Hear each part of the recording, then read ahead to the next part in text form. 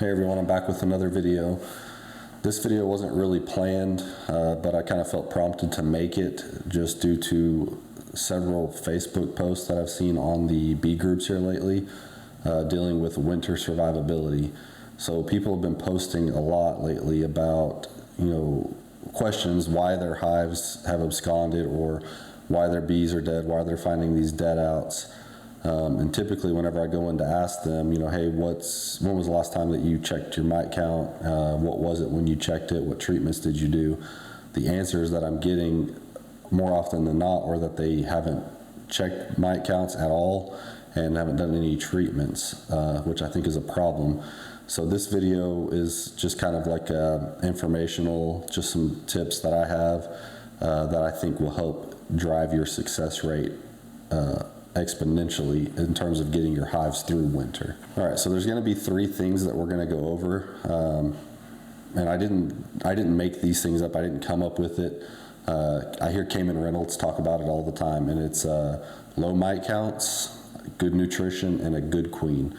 You do those 3 things and you'll have a much higher success rate of getting your colonies through the winter. I'm going to break these down into a little bit more detail versus just saying, hey, you need low mite counts, you need good nutrition, and you need a good queen. So we'll dive into it a little bit and see what that means. All right, so we'll start with the big one, low mite counts. You need to have your mite counts really low going into winter if you want your bees to survive. Really, earlier than that, you want to have them really low in the fall whenever your colony is building up those winter bees, the fat-bodied bees that are going to be surviving in your hive for 5 to 6 months. If you have a lot of mites at that time and those bees are getting filled up with viruses, good chances they're not going to make it through winter.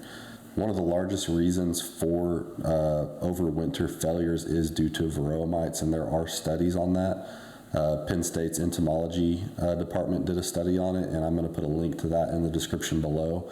But it's something like 40% of hives are lost over winter due to issues with varroa. So what are some things that you can do to stay on top of the mites? So we're in winter now. If you haven't done your winter treatments, you need to go ahead and do that. You can do an oxalic acid vapor or an oxalic acid dribble treatment.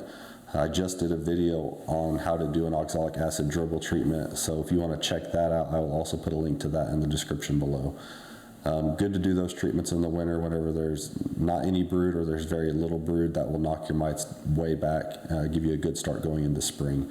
So let's talk about mite counts going into the springtime, leading up to through the year and into the winter. In the spring, you need to start doing your mite counts about every 4 weeks. You don't really need to go any more often than every 3 weeks. I'd say about every 4 weeks is a pretty good sweet spot. Check for mites, check all your hives. If you want to spot check, you can if you have a lot. If you don't have a lot, if you're a backyard beekeeper, probably not a bad idea to go ahead and check all of them.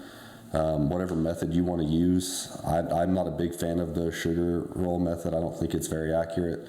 Randy Oliver's done some studies on that as well, but Dawn dish soap and then 90% isopropyl alcohol are both really good methods for mite wash, and you'll get a high amount of mites falling off the bees in your shake, and then you can get an accurate count.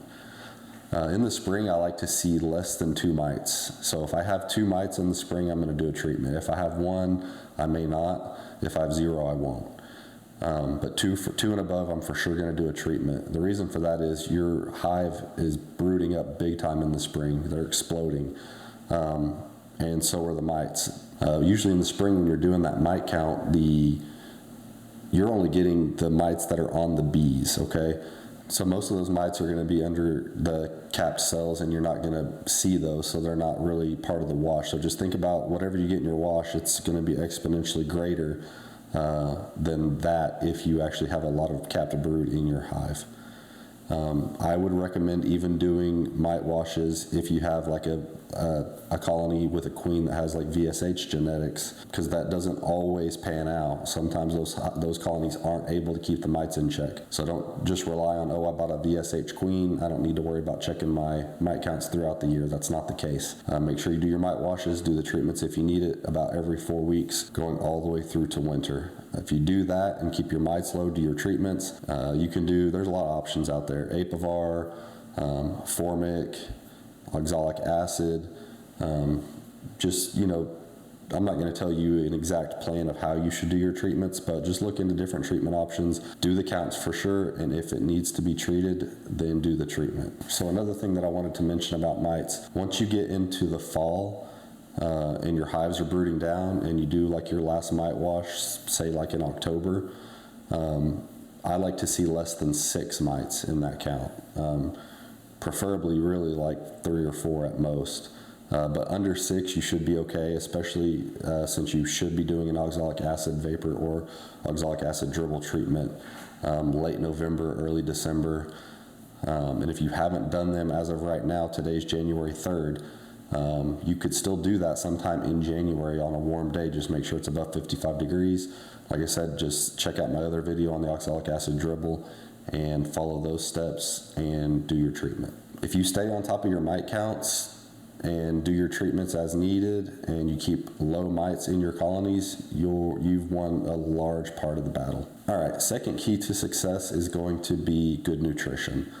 This one's pretty basic. So you do your honey harvest, make sure that you leave enough stores on your colony to get through winter, and that's going to vary, you know, depending on where you're at. If you're in an extremely cold climate, you're going to need more than someone in a mild or a warmer climate. I'm in central Oklahoma, and I like to have about 40 pounds of stored honey to get my hive through the winter, and that's equivalent to about just a medium 10 frame deep. That would be enough to get bees typically in this area through the winter. But check your area, check local beekeepers, and see what they have been needing to get through the winter, and that's where you'll need to be. If you're not there in the fall, go ahead and feed 2-to-1 sugar syrup. October, even into November, depending on your area, just bulk the hive up with that 2-to-1 sugar syrup, and they'll start storing that away into the cells if they don't already have enough stored honey. That's a good option. You can also do things like pollen patties. Not everybody does that. You don't have to do it. But it is a good thing to do if you want to bulk up your colony going into winter. I personally did it this fall. Randy Oliver did a study on that, scientificbeekeeping.com, and not every pollen patty made a difference, but some of the brands, you'll have to check out his study. There were 2 or 3 different pollen patty brands that actually boosted the hives the strength in terms of frames of bees by quite a bit, like 3 to 4 extra frames of bees on these colonies that were fed pollen patties versus the ones that weren't. And that can make a big difference going into winter. The bigger that cluster is, the better chance of survival. They can stay warm, they can keep warm. But again, it goes back to the feed. They've got to have enough food. If you've got a strong colony, they're going to eat a lot of food. If they brood up in the winter, like we've had this year where it's been warm, they can suck down those stores. Which brings me to the next point about nutrition that has me concerned, and I'm not the only one. There are multiple people that are concerned about it. Bob Binney made a video earlier today. It's been unseasonably warm in a lot of areas across the country. Here in central Oklahoma has been no different. Go out and keep an eye on your colonies. Make sure that they're not just running through those stores. It's possible that they are. Bob, he had a whole yard, and most of his colonies need supplemental feed at the end of December. So he was putting 2-to-1 sugar syrup on them to get them boosted back up, because they went through all of their stores, and they were brooding up too. They had a lot of brood, which isn't, to support that brood, they've got to take in a lot of nutrition. So really go out there and keep an eye on your hives and make sure that they have enough stored honey throughout the year, because starvation is another big reason that new beekeepers lose their colonies. Another backup plan you can do, I'm sure you guys have heard of, like, fondants. You can do dry sugar with the mountain camp method. I'm testing out this Hive Alive fondant. It's not a sponsored video. I don't know if it's going to be any good or not. I've got one on the hive right now. A lot of people are checking this out, but it's pretty cheap. This 2.5 pound fondant square right here was like just under $5 if you get it directly from their website. Amazon is selling it for like $16 or $17 for the same thing. Don't do that. go directly to their website and buy it if you want to try it out. Like I said, I've got one on my hive right now. I'm going to do another video on that probably next weekend, kind of showing the progress of how much of that they have eaten. And then I'm going to add, probably if that's gone, I'll add another one on there. But doing stuff like this, fondant, candy boards is another thing that people use, and like I mentioned, the mountain camp method. So even if you have enough stored honey on your hive, it doesn't hurt to have these emergency backup plans just in case they run out of their stores. They have this, and then that buys you enough time to get in there and see what needs to be done before your colony's dead. All right, the third thing that you need to do, like we mentioned before, is have a good queen. And what I mean by that is you want a healthy queen that is laying really well going into winter.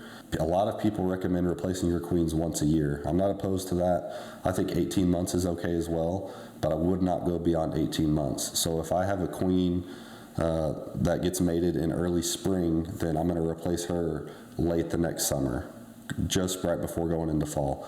If I have a late summer, or a queen that's mated in the late summer, then I will replace her not that next spring a few months later, but the spring after that. So we're looking at about a year and a half, but a lot of people recommend a year. David Burns actually just did a video earlier today about that exact topic. It's like a 20-minute video just on whether or not it's worth it to replace your queen once a year, and his conclusion was that it was.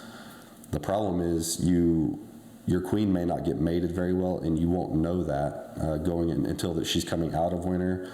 And she's not able to brood up very well, and then you have some issues. There can be disease problems, chalk brood, and things like that that can be fixed just by having a good queen. Knowing whether or not you have a healthy queen is the trick. She may start off laying great patterns for you right when you get her.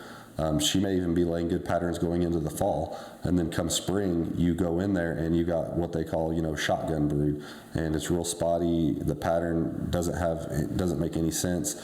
Your brood should be generally the same age and the same area, and she kind of lays in a circle and expands out, and you have this really nice brood pattern. If you have a queen that's not mated very well or that's not healthy, that will just be spotted, and there will be spotted capped brood everywhere. And then you realize in the spring, whenever you should be building up, that you've got to replace your queen. And if it's early in the spring, that might be a problem. So that's why kind of getting ahead of it and just proactively replacing your queens on a timetable, like every 12 months, every 18 months, can be really beneficial.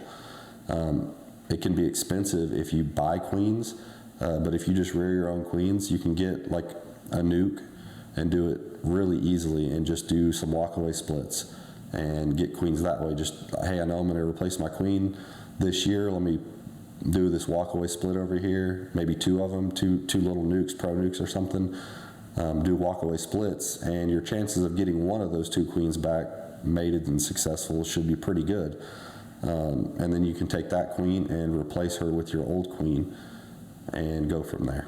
All right, so to recap, 3 things, 3 keys: low mite count, good nutrition, and a good queen. If you do those 3 things, I can't guarantee that you're going to make it through winter with every colony that you have, but your chances of getting through winter are going to go up significantly. That's going to be the end of this video. If you liked it, please give it a thumbs up. Subscribe if you want to. If you didn't like it, hit that thumbs down and leave a comment below on how I can get better. Thanks.